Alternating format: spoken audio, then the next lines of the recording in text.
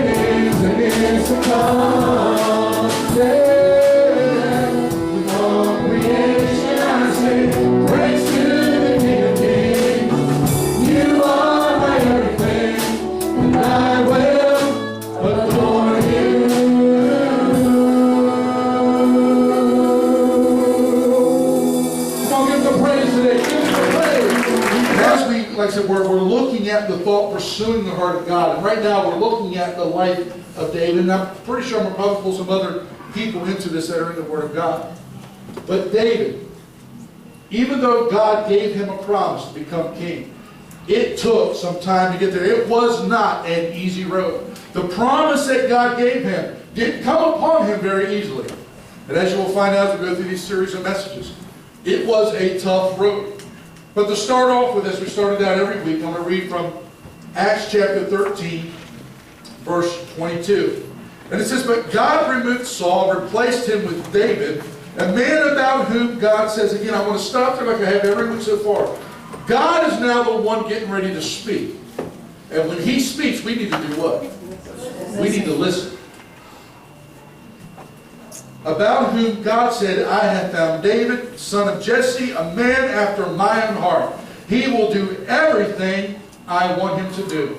And as I told you, week after week after week so far, anytime God describes someone as a man after His own heart, we need to study them carefully. And may we strive to have God say that about us when our life is said and done. May it be said about us that we are an individual who has strived after the heart of God. See, David, like I said, David had a humble start, but he had a great finish. He began as a shepherd, but he ended up being what? Being king. And again, remember, the chances of that happening in the time he was living was not likely. It wasn't very likely at all that would happen because shepherds were considered the most lowliest of society. In fact, they weren't even allowed to give testimony in court of law because their word was not considered trustworthy enough. But yet, David became king. And yet, David, even though his start was as a shepherd, he wrote some of the most loved psalms, the most loved songs and poetry of the Bible, talking about a relationship with God. I will tell you many times, when you're going through struggles, and you probably pull out the book of Psalms you begin to read, odds are you're probably reading a psalm of David. And see, he was a gentleman he wrote from his heart about the heart of God, and how God dealt with him, how God was faithful. See, David was anointed to be king in his teens, but only ascended to the throne at the age of 30. So it took him a while. And like I said, it was not an easy road. So again, if you're going through things, I want you to be encouraged. Take heart. As long as you keep your eyes upon Him, it's going to be okay. It may not turn out the way you want, but if it turns out the way He wants, that's what's best. It always is. Because again, how many times have I told you? We only see a small picture, but God sees what? He sees the whole big picture. He sees it all. There's nothing that catches Him off guard. Well, today, looking at the life of David, we're going to look at a situation that most of us have heard probably growing up as a child. Now, I was amazed when Kara was telling me she was doing something a couple weeks ago, and that some of the kids had never heard of this story. You might know what kind of story I'm going through right now. It's a very well-known story that most people in the world, they even heard of this most of the time. But it's a story of what? David and Goliath. The little guy taking on the big guy. In fact, years ago, I was watching a documentary on, anybody heard of a guy named George Lucas? George Lucas. He was the writer and the creator of Star Wars. You ever heard of Star Wars? You know, probably have. And they sort of compared him to, and in the documentary, talking about him sort of like a David Goliath type scenario. He started as this little guy, and then all of a sudden but then it began to talk about how his own life ended up becoming a story of almost like Star Wars, where he himself, trying to remain independent and everything else, he became the evil empire that he was fighting against. He was that little guy fighting against the big guy, and eventually he ended up becoming that big guy. But many people, they've heard, I said that because, even in that, they were referencing the story of David and Goliath. So most people have heard this type of story, and I get amazed when Kara said, some of her students never heard that story. And I'm like, wow. See, of course, I'm probably dumb about it, because I've been in the church my whole life, so I just assume everybody's heard of David and Goliath. Because that's what I've heard ever since, as the old saying was, I was knee-high to a duck. People saying, what in the world is that? Well, if you're old enough to know what it is, then okay, we're on the same page. If not, I'm not going to explain it. Knee-high to a duck. But we're going to be looking at this account today of David and Goliath. And I just, let me start off here, and then I'll get into what we're talking about. In 1 Samuel chapter 17, verses 1 through 3, here's what it says. Now the Philistines gathered their armies together to battle. And they were gathered at Socoh, which belongs to Judah. And they encamped between Socoh and, oh, I love these names. Zika. In Ephes. Yeah. And Saul and the men of Israel were gathered together, and they encamped in the valley of Elah, and drew up in the battle array against the Philistines. The Philistines stood on a mountain on one side, and Israel stood on a mountain on the other side, with a valley in between them. Now, I will tell you, when we were in Israel, we got to go to this valley. We actually got to go to a place where they believe, where the creek is, where David picked up the stones. So they pulled up, they said, this is where the battle of David and Goliath took place. Well, again, we always heard, the Philistines were on one mountain, Israelites were on another mountain. So when I picture mountains, I picture mountains. Yeah, I picture mountains. And here's the battle, they're looking down, really. We get there, I'm standing in the creek bed, because at this time it was dry. See all the stones, there were a ton of stones here. There's stones everywhere in Israel, that's why they stone people. It really was, it was immediately available. And I'm looking around, I'm like, where are the mountains? They were hills. I mean, they weren't real high, but again, it's still, but back, I guess they sort of long mountains, right? But they were there, so I'm looking at it, and so I'm expected to be really impressed by this battlefield. And I wasn't. But it doesn't change the fact that it was a great story of victory that takes place. But so you have the Philistines on one side, you have the Israelites on the other. And I said today we're going to look at a situation where David's pursuit after the heart of God. See, that's what I want you to understand as we get to all of this. That David's pursuit for God's heart allowed him to see the situation different than everyone else there. He was the only one who viewed this situation differently. He was the only one who saw the possibility of what God could do. Everyone else was looking at the natural, but David began to look at the supernatural. And in verses 8 through 11 of the same chapter of 1 Samuel, here's what it says. Talking about Goliath, that he stood and cried out to the armies of Israel and said to them, why have you come out to line up for battle? Am I not a Philistine and you the servants of Saul? Choose a man for yourselves and let him come down to me. If he is able to fight with me and kill me, then we will be your servants. But if I prevail against him and kill him, then you shall be our servants and serve us. And the Philistines said, I defy the armies of Israel this day. Give me a man that we may fight together. When Saul and all of Israel heard these words of the Philistines, they were dismayed and greatly afraid.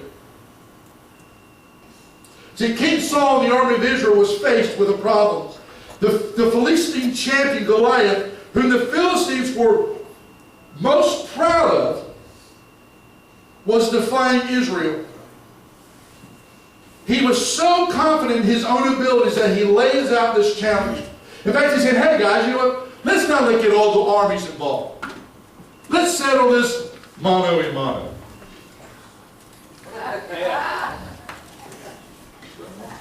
Let's do it man to man. Now, one thing if you don't know anything about Israel, I can tell you, Goliath was a very large man, very tall, very large. He was a bulking man of war. I mean, if there was ever a person who was to be an intimidating soldier, especially in this day, in the day that this was going on, Goliath was that dude.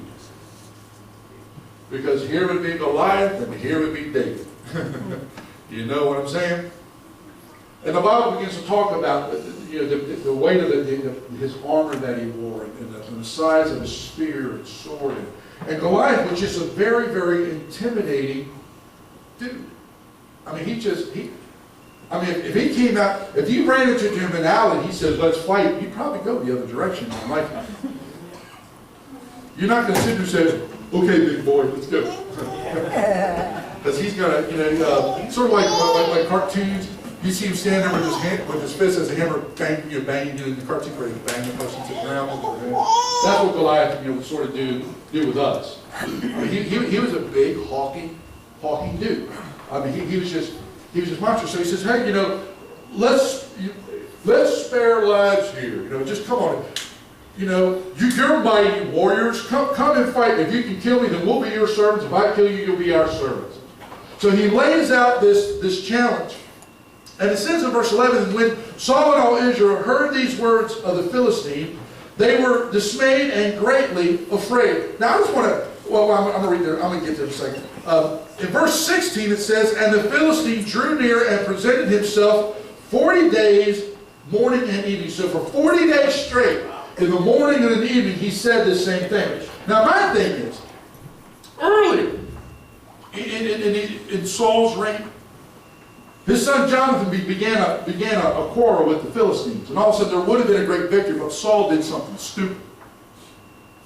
Which sort of brought back that victory. It wasn't as great as it could have been. So Israel already had the Philistines on the run quite a bit. And my thing is, who in the world was Saul and why were they letting this one guy get up there and stop them? Well, why didn't they just all at one time rush in and say, okay, we'll take you out. You may be one of you, but can you take on 10,000 of us? You know what I'm saying? But for some reason, they allow the enemy to negotiate the terms. But you know too many times we do the same thing? We allow the enemy to negotiate the terms when we fail to realize that as a child of God, you need to understand something. As a child of God, anytime the enemy comes against you, he must come to a place that belongs to who? That belongs to Jesus. Because anywhere where we are, if we're a child of God, that's where we are, God dwells. And when the enemy comes against us, he himself has to come on enemy territory. He has to come on territory that belongs to God. And yet we forget that so many times. And we allow this guy in enemy territory, in our territory, where God is the greater one, we allow him to dictate terms to us. This is what Israel found themselves in. Because this wasn't happening in the land of the Philistines, folks. This was happening in the heart of Israel. Where Israel was at their strongest.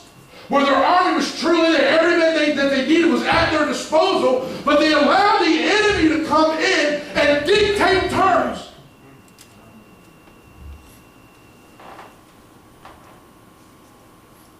But again, we can't be too harsh on them. Because you know what? We've been there, haven't we? We've allowed the enemy to come in. We've allowed him to rear his ugly head and say a lot of things.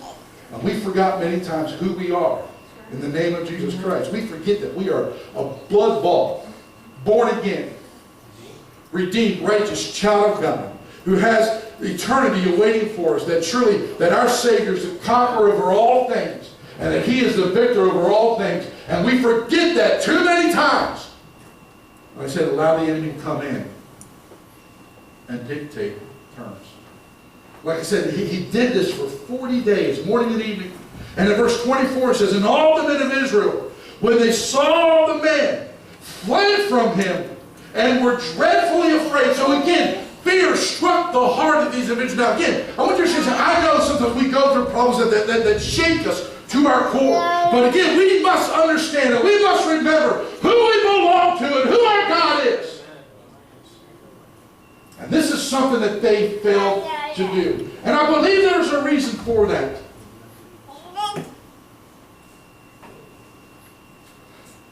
So I want you to look at the terror that overtook Israel. Saul and his army were dreadfully afraid. See, the people would not have been afraid, but had they noticed that Saul's courage failed him. And that was not to be expected. Because again, here's this guy who looked like a kingly king. He looked like a warrior, but yet his courage left him. He became a coward. So his followers followed his lead. They were not going to be bold because he wasn't bold.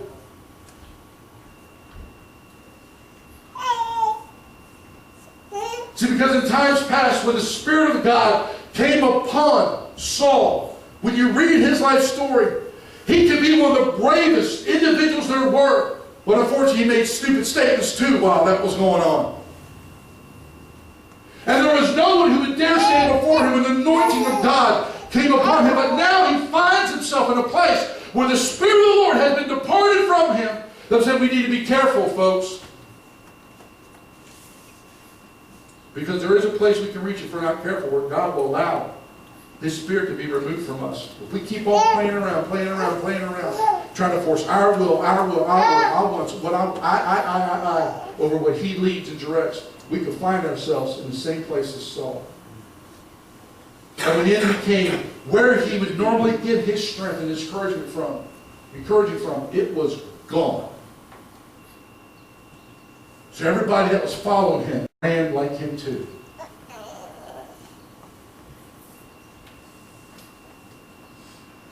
And the big looks and the big words of this Philistine made him afraid. Made him deathly afraid. And it passed down to his mother. See, for 40 days, the two armies were encamped facing one another, each positioned for battle, but neither went forward to engage in battle. They said during those 40 days, twice a day, morning and evening, Goliath appeared in the field and repeated his challenge, his own heart growing more and more proud as his challenge was being unanswered day after day after day. And more the people of Israel becoming more afraid and more timid. The army was of him. But all the while, God was preparing his destruction. And to make Israel's deliverance even more miraculous. God was preparing for this time. See, while all of this was happening, David wasn't even at the battlefield. David was at home taking care of his father's sheep. But at the end of 40 days, God brings David to the battle so he could stand up for God, which no Israelite dared to do, and win the battle for Israel. We're going to pick up where David is now in the camp. Verses 23 through 26. Then as he talked with them, there was the champion, the Philistine of Gath, Goliath by name, coming up from the armies of the Philistines. And he spoke according to the same words. So David heard them.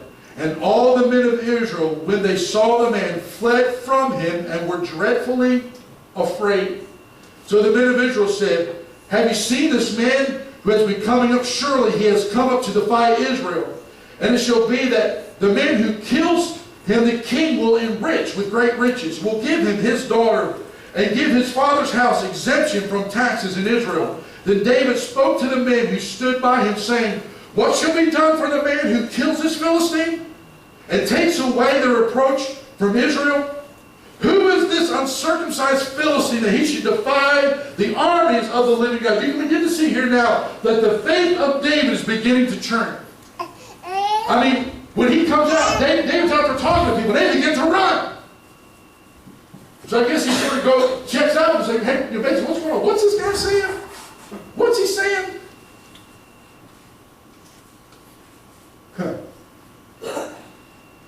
See, David sees the situation for what it really is.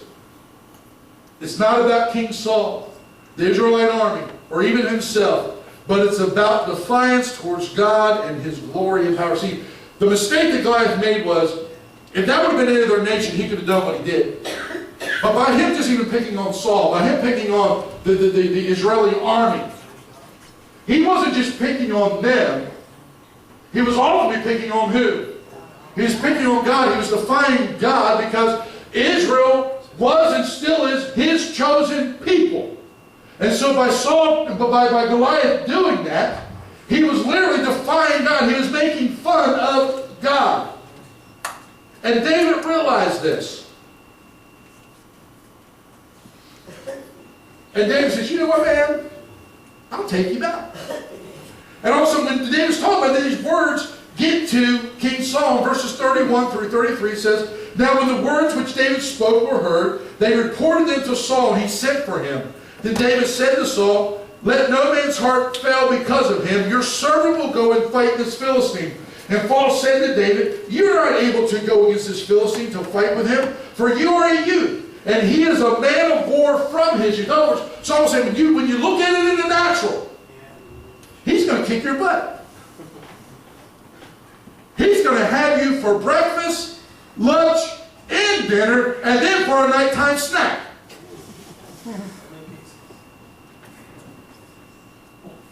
He said, David, you don't stand a chance. You don't stand a chance. But I had to say, isn't it amazing how David's faith in God was constantly being challenged? First off, he was challenged by his brother, because when he first came to the battlefield, and he begins to see this, so he begins to talk, his brother gets on him and says, who's busy taking care of the sheep, David? I know why you're here. I know the mission of your right. You just want to see the battle going on. And David said, what did I do? I just showed up. So his brother begins to mock him. And then Saul, even though he heard it, he went before Saul. Saul said, you're not able to do this. And later on, as we see, Goliath even begins to try to go against the faith that David has. See, but David declares what God had already done in his life, and how he had protected him. And he proclaims that God will do the same again, because he tells us in verse 36 and 37, he says, your servant has killed both a lion and a bear. And how many of you know, he didn't have a big old gun. Oh, there's people go out there and get some of these animals in the wild. I'll tell you, you go against a lion. I'm not going to mess with a lion on my own. But I do, I better know God's sending me out there to do it. Because that's one big cat. And he'd probably win. Yeah, if I went out there with a cannon, come on, or a bear, I'm telling you. Don't mess up. But David, he says, your servant has killed both the lion and the bear, and this uncircumcised Philistine will be like one of them, seeing he has defied the armies of the living God. Moreover, David said, the Lord who delivered me from the paw of the lion and from the paw of the bear, he will deliver me from the hand of this Philistine. And Saul said to David, go, and the Lord be with you. So, we see this thing here. Saul goes, okay, go ahead and go. He said, but also, he said, before you go, he says, use my armor. So here's David. He's a young guy trying to put on this armor that was designed for Saul, which doesn't fit him well. He came around, he says, I can't use this. He says, I don't know how to use it. So that's when we find out that David goes to meet Goliath. He says, I'm going to use what I know how. I mean, he beat a lion and a bear, think about it, with a couple rocks and a stick.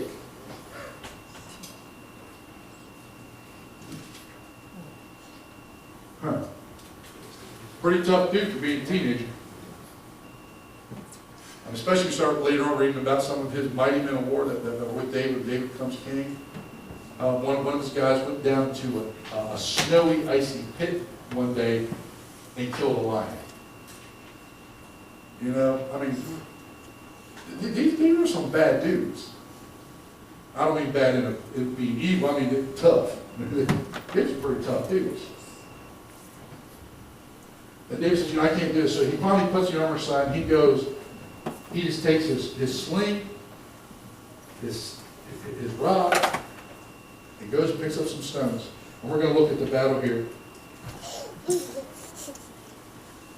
41 through 51 says, so the Philistine came and began drawing near to David. The man who bore the shield went before him. And when the Philistine looked about and saw David, he disdained him, for he was only a youth, ruddy and good looking. So, again, now I'm gonna really take this out. I'm gonna really throw stuff in here. It's sort of like, Goliath looks down, sees David, and I can sort of begin to see a laugh come over him. And then also you can laugh even more. Almost begins to have a butt-gusting laugh because this little dude is coming against me. I could just see him just because it says he disdained him. He was insulted. He was insulted that this type of person was coming against him. And so the Philistines said to David, "Am I a dog that you come at me with sticks?" And the Philistine cursed David by his gods. And the Philistine said to David, "Come to me, and I will give your flesh to the birds of the air and the beasts of the field." I can see Goliath now. He's saying, "Okay, boy. Come on." He says, "I'm going to teach you a lesson.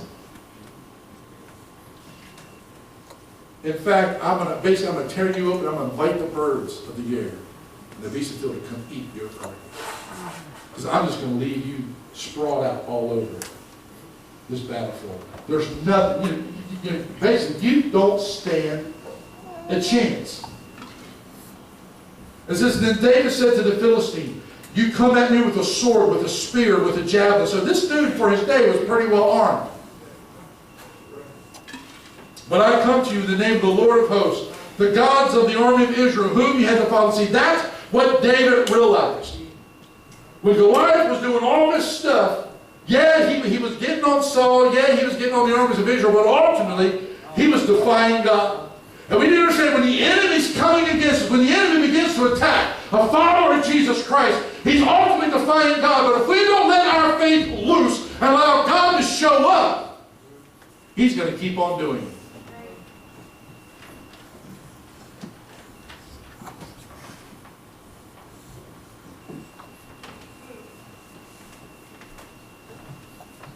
"This day the Lord will deliver you into my hand, and I will strike you and take your head from you. And this day I will give the carcass of the camp of the Philistines to the birds of the air and the wild beasts of the field, and all the earth may know that there is a God in Israel. Then all this assembly shall know that the Lord does not save with sword and spear, for the battle is the Lord's, and he will give you into our hands." So David says, "Oh, you're sitting there saying you're going to feed me to the birds? I'm going to do you one step better here, buddy. Not only am I going to take you, I'm going to cut your head off, and then also, not only is your body going to be given to the birds, but I'm going to give the body of your buddies to the birds too."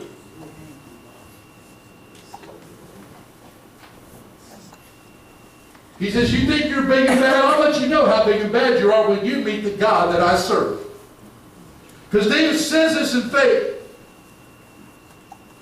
And it says in verse 50, "So David prevailed over the Philistine with a sling and a stone, and struck the Philistine and killed him. But there was no sword in David's hand. Therefore David ran and stood over the Philistine, took his sword and drew it out of its sheath, and killed him, and cut off his head with it. And when the Philistines saw that their champion was dead," you know what? They ran. They fled. All of a sudden, and it's amazing how all of a sudden all the Israelites all of a sudden got brave. Woo-hoo! Charge! They went in and they kicked butt. I mean, they killed a lot of people that day. But it wasn't until the scrawny little guy stood up, he knew who his God was. Like I said, his pursuit for the heart of God allowed him to see the situation so much differently than everyone else there. And you need to allow your pursuit to do the same thing for you. To see the situation, to see it the way that God sees it. So many times we need to sit there and pray, "Lord, allow me to see the way you see. Allow me to view people the way that you view people." Because so many times we allow people to come against us and we fail to say, "God, allow me to view them with your eyes."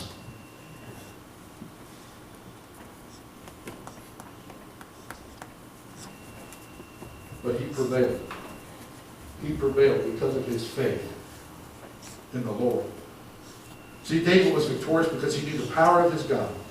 And we too must remember that nothing is too difficult for God, no matter what the situation may be. Because in 1 John 4:4 it says, "And you are of God, little children, and have overcome them, because he who is in you is greater than he who is in the world." We must remember that. Whenever the enemy comes against us, it doesn't matter, because greater is he who's in us. The one who's in us. John tells that in 1 John 4:4. "You are of God, little children. You have overcome them, because he who is in you is greater than he who is in the world around. Our God is greater. Our God is greater. I'm asking our musicians to come. I'm going to close out with how we close the rest of all these messages so far, with words of encouragement. David overcame because he realized who his God was. His pursuit of God allowed him to see how big God was. That even when everyone else around him basically told him, you're nuts, David knew who his God is and what his God can do. Because already in this young life of David, God showed himself faithful. And as we go through the life of David, you'll see how God time and time again showed himself faithful. And the reason why God stayed faithful, the reason why God was faithful, because David had a heart that was hungry for the heart of God. And as long as we stay hungry for the heart of God, I'm here to tell you, it doesn't matter what comes your way. You will be victorious. It may not be the way you want, but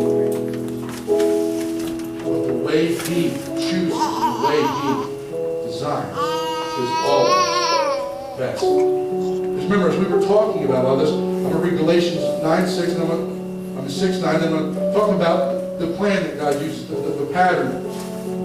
So let us not get tired of doing what is good. At just the right time, we will reap a harvest of blessing if we don't do what? Give up.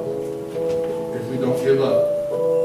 As we've been talking about pursuing this heart of God, remember, I told you, we must remember God's pattern. God calls the man. For this situation, it took 40 days for him to get there.